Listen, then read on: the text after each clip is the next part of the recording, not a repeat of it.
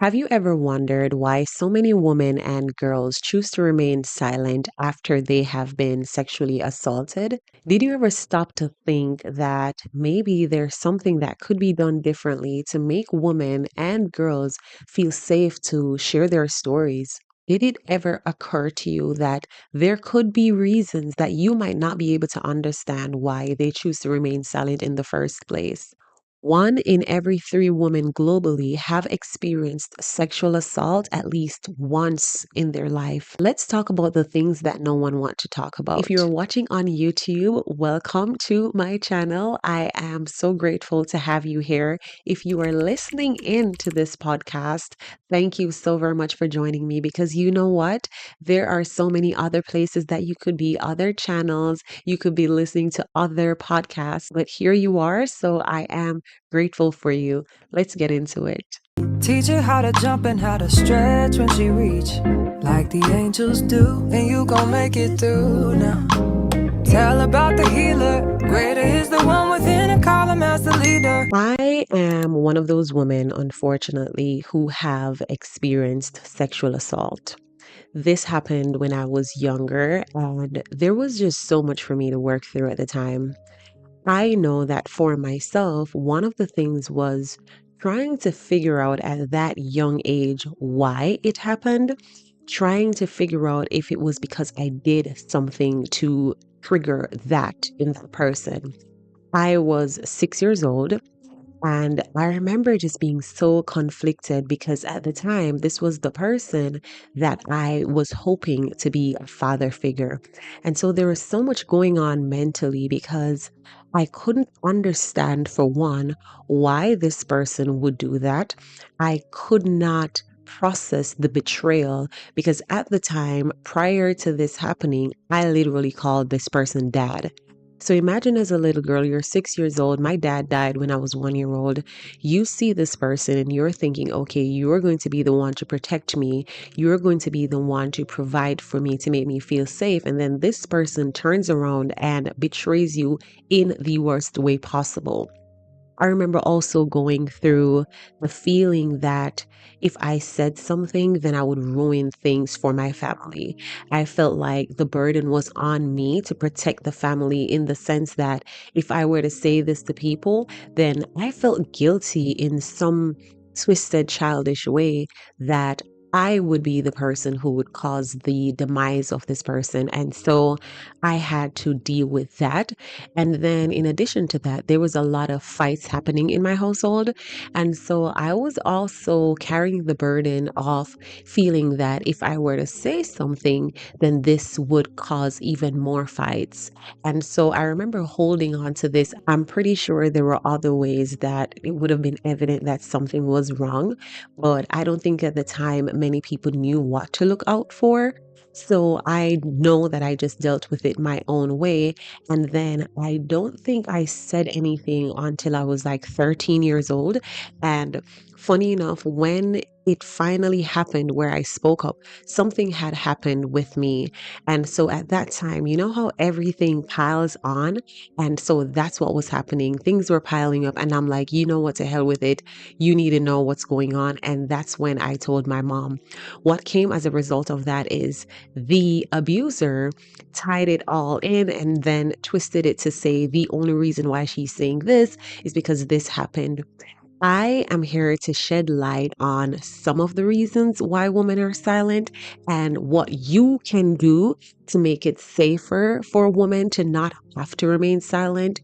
And also, if you are going through this or you have gone through something, how you can probably go about healing, go about getting it out of you so it doesn't live in there and destroy you. I made a list of possible reasons why victims or survivors, as we prefer to call them, oftentimes would rather to just keep it to themselves. If you don't feel like you're in a space or you're in an environment or a family where you can say this and people will readily believe you, a lot of times they will just shut down. They will just tell themselves, hey, I'll take this to the grave because who's going to believe me anyway?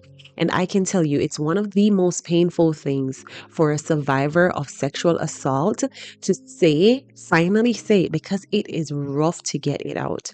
But for them to finally admit that, hey, this thing happened, and to not be believed, when I tell you that's a betrayal that is so hard to forgive, it's a betrayal that is so hard to heal from, I cannot even begin to explain it, because it's like you put yourself out there knowing that you're carrying this burden, and then someone that you expect, sometimes you know that the person you share it with, they can't even do anything about it. There's nothing they can do to heal you. There's nothing they can do to change the circumstances. But sometimes all survivors want is to be believed.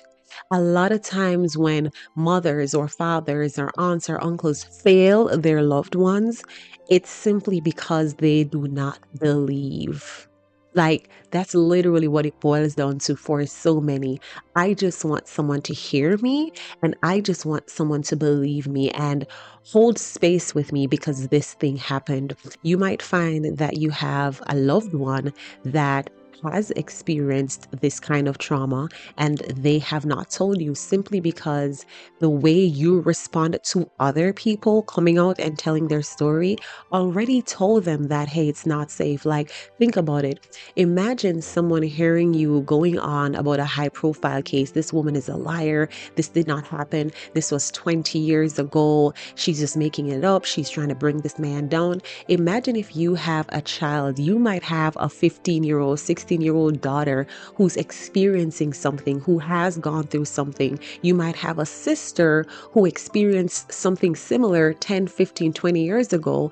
But now the way how you show up to attack other survivors just told this person is not going to believe me. This person is not a safe place. And so I can tell you, and this is not to blame anyone for anything, but I can tell you that you possibly have people in your life that do not feel safe to share something that happened simply because of how they see you treat survivors. When I hear people say things like, don't hide what happened, speak about it, share it so you can heal, name them and shame them, and then someone comes out and says, this happened, and if the perpetrator is not someone who you want it to be, oh, she's a liar. He's a liar. There's no way this person could have done that.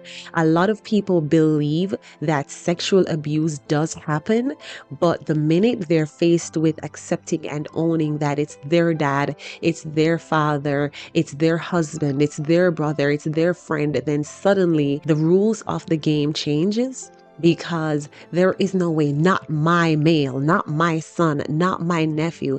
And so we have to be careful how we show up, how we show support, because the way you support others, the way you show up, the way you respond could be actually setting up the stage for someone else who's watching, who has experienced something similar, who will experience something similar, but then you just told them you're not that person. Self-blame and shame. Like I mentioned before, I had to process at 6 years old. What did I do to deserve that? What did I do to cause this person to do that? And that is something that happens with a lot of survivors. They question themselves whether or not it's something that they could have done differently, whether they could have worn something different, whether they should not have gone out at night, whether they should have not gone partying, whether they should have not had that drink. There's always that place where you try to blame yourself because, I don't know, maybe it's easier if you can just force yourself to be responsible. It probably makes it less painful. And then, of course, the shame. No one wants to be the woman or the girl who has been scarred. Because I can tell you for a fact that there's a scar that only God can make you feel whole again. There's a scar that you feel like you are tainted, you feel like you are damaged goods. Society does not help when it comes on to making survivors feel any better. It doesn't help because, like I said, if the perpetrator is not someone who you want it to be, or it's not someone that you're okay with it being, I have seen people say the worst things about survivors sharing their story. So you cannot blame women for feeling a certain shame, like this should not have happened to me. I'm too old for this. If this happened when you were younger, you're not like, okay, now I have been scarred for the future. I will never be any good again. Protecting others mothers, especially when it comes on to family members, to dads, to uncles, to brothers, whoever it is. Survivors carry that guilt of feeling like it's my job to protect this person. Sometimes it could be like a family friend, it could be a pastor, but then the burden of feeling like if I go and tell my church that my pastor molested me, then this could break the congregation apart. So there's that fear that it is my job to protect them. So yes, you know that what they did was wrong, but then you try to explain it to yourself that maybe if I can just keep it inside like it didn't happen, or not acknowledging that it happened, then that could keep whatever it is together, whether it is the family, the church, the school. A lot of survivors do not want to be responsible for what comes with action. So whether this person will go to jail, whether they will lose their families, they don't want to carry that burden. So they'd rather just be quiet about it. Financial dependence is another really big reason why, because if this person has been providing for you in any way, I hate to think about the fact that there are so many young girls right now who are living daily through sexual assault simply because there's a man who's helping the family out. There's an uncle who's sending her to school. There's a teacher who's giving her lunch money. And so every time you think that I cannot allow this to continue any longer, you now start thinking, okay, but if I stop this, then this man is going to leave my mom and my brothers and sisters, and I will not be able to go to school. You start thinking, if I should tell my mother that this priest is doing this to me, then we will not be able to afford rent because he's been helping out with the rent. And that happens in way more instances than you would even comfortably like to imagine. Sometimes women remain silent because of cultural, societal, religious beliefs, because there are cultures that, for example, you're a virgin and you were raped. Now, if your culture says that you are no good if you are not a virgin when you get married, then that's something they might want to keep inside. If you're a part of a culture that feels like if you were raped, you are now damaged goods, which is so twisted to me, that there are actually cultures out there and religions that will shame a woman because she was assaulted. Will look down on her, will stone her, will look upon her as the scorn of society when she was done wrong, which I will never be able to wrap my mind around it. But then I understand why they just rather sit with it and keep it inside. You have to also realize that a lot of women remain silent because of trauma responses. You might not be able to relate, but a lot of times the trauma is so heavy that you'd rather be in denial. You'd rather and I don't even think it's a choice. I think it's more like something that your mind does to protect you, to protect your emotions.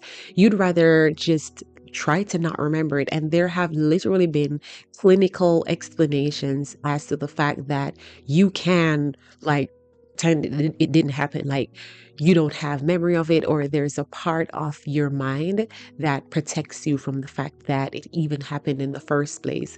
So when you hear a woman 30 years later say, when I was 20 years old, this thing happened on my job, this thing happened when I was working with this star or whatever, it doesn't mean that it didn't happen because she's only talking about it now. She could have suppressed a part of her emotions, suppressed part of her consciousness, because that's the only way that she could have coped.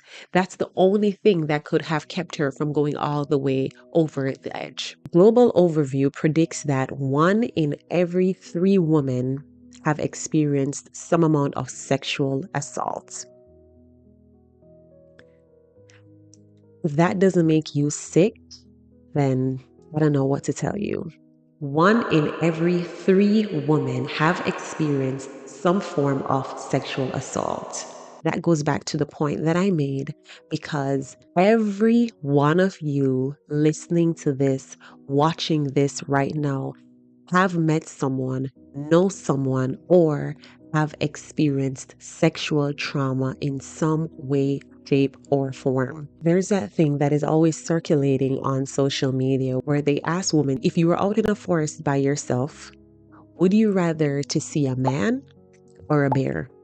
And men have always flipped their wigs about this because they come with the logics. That doesn't make any sense because a bear can just snatch your head off. They've always come at it with logics, and I'm like, If you realized as a man that there's at least 3 women that you know personally, whether your mom, your sister, your aunt, your cousin, your daughter, who has gone through some form of sexual assault in her lifetime, then you wouldn't be responding the way you are to these things. And one person, the explanation was, I would rather to see a bear because if I see a bear out there, I know that I'm in his habitat. However, if I see a man out there, then I'd know that he probably followed me there. I've heard another woman say that she would much rather the death that the bear is gonna bring than the trauma that the man will give and then probably eventually kill you anyhow. I get it. I get it. Like if you're thinking logically, then no, you'd rather to see a man. But we're talking about the fact that 1 in every 3 women can relate to being sexually assaulted even once in their lifetime. We need to understand that sexual assault is any type of sexual contact or behavior that occurs without the explicit consent of the victim. That could include groping, unwanted sexual touching, rape or attempted rape, fondling without consent, forcing someone to perform any form of sexual acts, sexual activity with someone who's unable to consent. That could be whether they're on drugs, sleeping, under the influence of alcohol, whether they're disabled. That also includes coercion, blackmail, or manipulation into sexual acts. I thought it was necessary to explain that because what I also see a lot of is people trying to decide what sexual assault is and then trying to downplay the experience of others because what you consider to be sexual assault, that's not what they're referring to. We need to stop doing that. We need to stop normalizing sexual assault to the point where you want to downplay it. A woman says, I'm traumatized because I was groped on a train. And your response to it is, girl, it's not like, stop doing that. You do not get to decide what causes someone trauma. We have normalized sexual assault. With the numbers 1 in every 3, then I'm going to assume that at this point, we probably think that it's normal. It should not be normalized. It should not be a case where little girls growing up have to be taught that at least once in your lifetime, you're just going to have to just brave up and know that you will be sexually assaulted and just hope that it's not too bad. Just hope that it's not rape. Like, we have to stop doing that.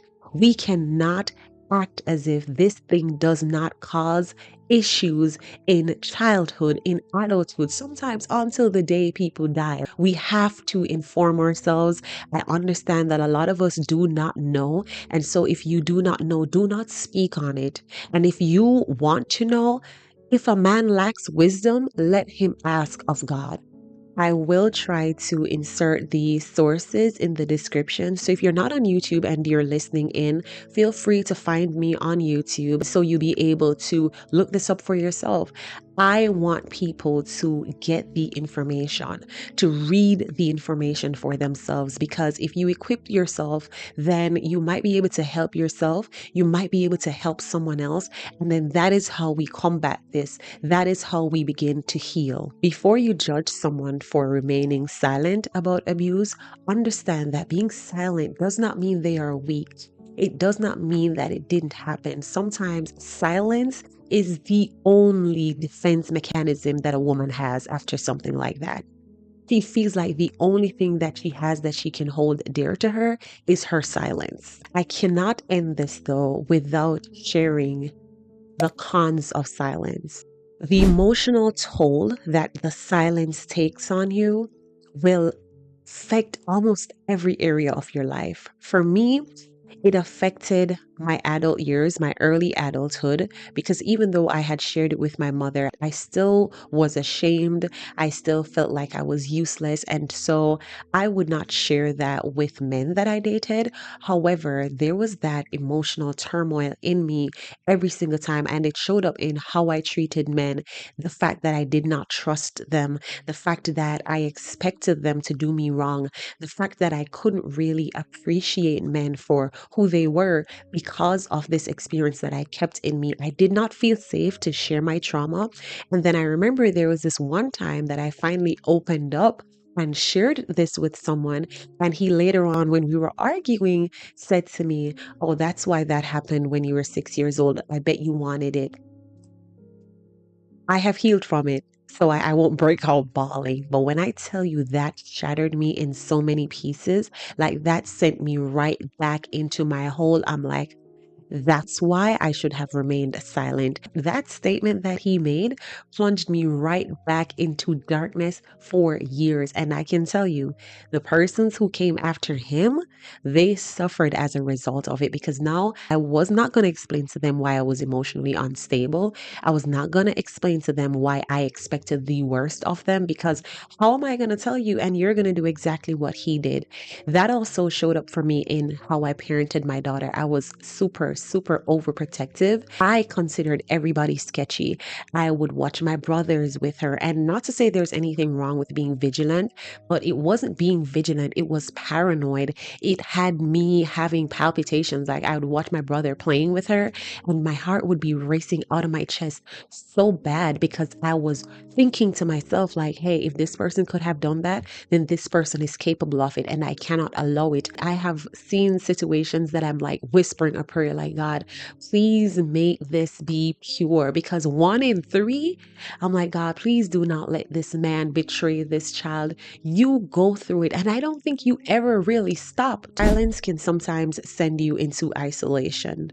If you don't feel like anyone can relate, you don't feel like anyone around you will support you, you feel like this is a burden that you carry on your own. Because a lot of times when you don't talk about what happened to you, then you don't even know that there are people who are close to you. Sometimes some of your closest friends, your family members would be able to share their experience. But because you hang on to it and you think, hey, this is just a me thing, then a lot of times we could have connected with people and we could have started the healing with others, but then we isolate ourselves. I think it is so important, even as mothers, as aunts who have experienced these things, to share it with your children. I understand sometimes the shame that comes with sharing that, but a lot of times just sharing that with your children, allowing them to understand what you went through, can one, help them to understand you better and how you process things. And it can also protect them in the future because knowing that, hey, my mom experienced this, knowing that my aunt experienced this, then they become more vigilant. Knowing someone who something happened to is different from hearing it on TV. So you might feel like you had them watch this YouTube channel or you're having them watch this video and you think that's enough. No, sometimes they need to know my mom had this experience because that could be their breakthrough. It could be a case where they experienced something, but they feel isolated because they don't feel like anyone else went through this. So it's by you saying it, we overcome by the power of our testimonies. So just by saying it, you could be setting yourself free, but at the same time, you could be saving someone close to you. You could be saving another little girl. The reason I even decided to record this video, it's not because I wanted to come on here and announce that I'm a survivor. No, it's because I am hoping that by you watching this, by you listening in, then you will feel emboldened to share your story, to come out of hiding, to not feel isolated. Understand that you are not alone in this. That is why I'm sharing this. So I'm sharing this with you, hoping that if this is your reality, that you will feel free to accept that this is what happened, but know that by sharing your story, like your story is valid. I want you to know that your story, regardless of what it sounds like, regardless of if it sounds different from my story, I want you to know that it is important and your story could also save someone else who's going through something similar or even save them from going through it. Damaged children become damaged adults, and then we'll see the cycle continue. Hurt people hurt people. Did you know that a lot of women online that you see attacking women when they speak their truths and calling them liars, did you know that a lot of them have had similar experiences? Yes, they have. But it's almost as if I'm just going to attack her because here I am. I'm hiding in plain sight. If I attack her, if I attack her story, if I poke holes in her story, then I do not have to sit with the reality that her story is my story. A lot of moms who protect their sons who are perpetrators have been assaulted themselves, but for whatever reason, they cannot own the fact that this is their reality also. So it makes it hard for them to empathize, because if you think about it, if you went through some form of sexual assault and you blame yourself entirely, it was my fault, I should not be wearing those shorts around my uncle and I caused it, then later on, if your son is accused of doing that, what do? You project, you start to think she did something to cause it because I did something to cause it. And so once we start to see these things, like I shared my testimony on YouTube, I think it was last year or the year before. I'll try to find that video and put it in the description below. I also shared it on Spotify and Apple a while back.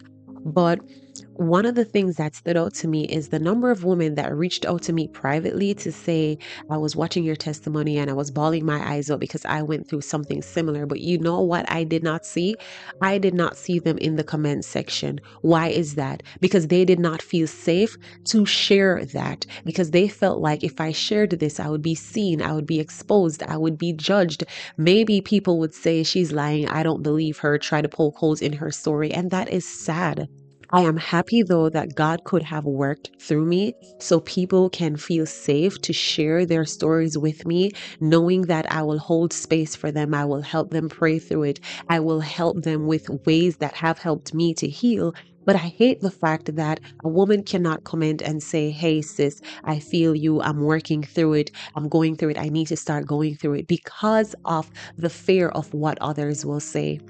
We need to do better in that regard. You will see a history of abuse. So you'll see that reflect in even the partners they choose. If they don't feel worthy of anything good, you will see them stuck in abusive relationships. You will see instances where they're the abusers, because now they start using men as surrogates. Because if I went through that, if he put me through that, then I'm going to put you through that. I'm going to make you pay. It's not easy for them to suffer in silence. It's just a choice that they make with what they are given. I wish when I was younger, like in my teenage years, I wish like there was a channel like this, a video like this that I could sit and watch and be like, oh, there are people sharing their story. Some time ago, I went as far as I shared my perpetrator's picture on Facebook. And some people were triggered by it and, oh, you shouldn't have done that. Why not? When survivors choose to be silent, this creates space for the perpetrators to continue. I personally had to work through the fact that I remained silent for years. I feel like I talked about it, but not the way that I should. And as a result of that, I feel like way too many things could have changed that didn't. And then a few years ago, I found out that the perpetrator, the same person who assaulted me when I was a child, was now charged with raping a 13-year-old girl. And so there was a period that I went through that I felt guilty, because I'm like, if I was aggressive enough about this, if I had talked about it enough and openly enough, this could have actually, it might not have changed anything, but I felt like I had a role to play. I had a part to play in ensuring that I named him and that I shamed him. So maybe someone could have heard about it. It has been no secret. Like, people who know me, who know someone who know me, know exactly who it is. In my testimony, I would have shared who it was. I would have shared maybe more details than others would feel comfortable to share. I realized that one of the cons in me hiding to protect myself, in me shielding myself from the shame, the judgment, it was also protecting him, because that's what a lot of them do. They hope that you will stay silent. They hope that you'll never repeat a word of this to anyone. And so as long as you are quiet about it, they're not going to talk. They're not going to share it with anyone. So if you don't, then it didn't happen. Even if you have been silent for years, for months, if you are silent right now, that there is healing after this. I want you to know that you are not alone, that your story is similar to so many women out here who have gone through something, and that your story is valid regardless of what it looks like to others.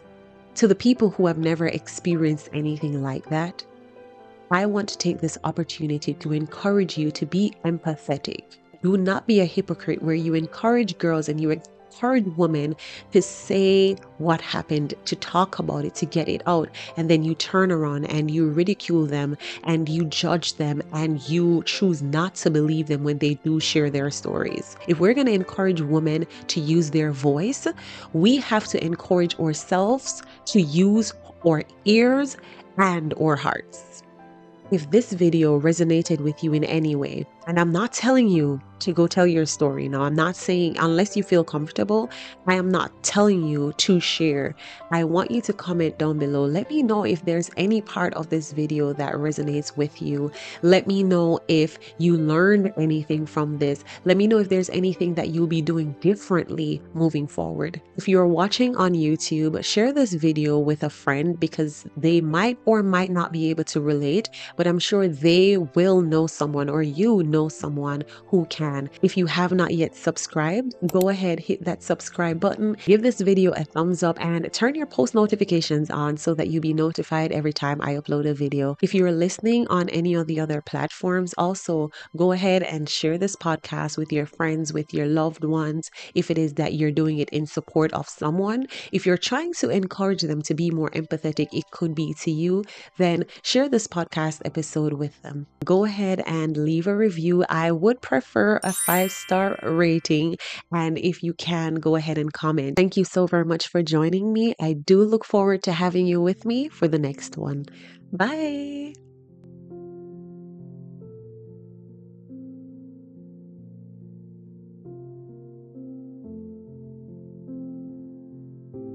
Teach her how to hold a pretty hand up to the sky.